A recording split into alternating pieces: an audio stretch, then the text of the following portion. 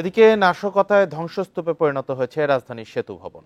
বৃহস্পতিবারের নাশকতায় পুড়ে গেছে ভবনটির ৫৫টি গাড়ি, জ্বলে গেছে গুরুত্বপূর্ণ নথি।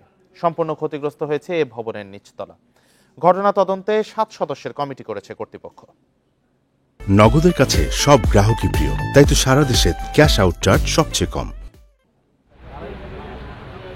রাজধানীর বনানীর সেতু ভবন বৃহস্পতিবার দুর্বৃত্তদের দেয়া আগুনে পুড়ে গেছে ভবনের বেজমেন্ট ও নিচতলা।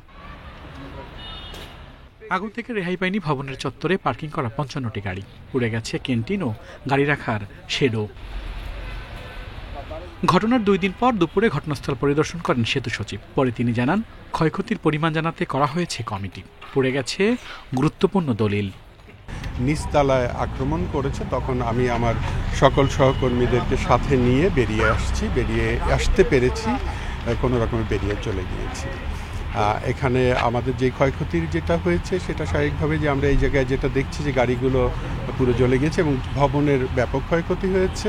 দুর্বৃত্তদের হাত থেকে রক্ষা পায়নি পাশের বিআরটিএ ভবনও। ভাঙচুর চালানো হয়েছে এই স্থাপনায়ও। গতকালও একইভাবে তারা ফ্লোরে আলাদাভাবে আগুন দিয়ে কিন্তু চেষ্টা করেছে, বিশেষ করে আমাদের ডেটা সেন্টারের ক্ষতি করার জন্য। তো আমাদের ফায়ার সার্ভিস এবং আইনশৃঙ্খলা বাহিনীর সহযোগিতায় আমরা কিন্তু আগুন নিয়ন্ত্রণে নিয়ে এসেছি এবং ডেটা সেন্টারের ক্ষতি হয়নি কোনো। আমরা ডেটা সেন্টার এখনো সুরক্ষিত আছে। শুধু এই ২ ভবনই নয়, আগুন দেওয়া হয়েছে মহাখালীর ত্রাণ ও দুর্যোগ অধিদপ্তরের ভবনেও। এতে পুড়ে গেছে ৫১টি গাড়ি। পলেস্তারার ক্ষতি হয়েছে ১০তলা ভবনের প্রতিটি তলার। এছাড়া বৃহস্পতিবারের নাশকতায় পুড়ে গেছে ঢাকা এলিভেটেড এক্সপ্রেসওয়ের মহাখালীর টোল প্লাজা। আল আমিন হোসেন, ইন্ডিপেন্ডেন্ট নিউজ, ঢাকা।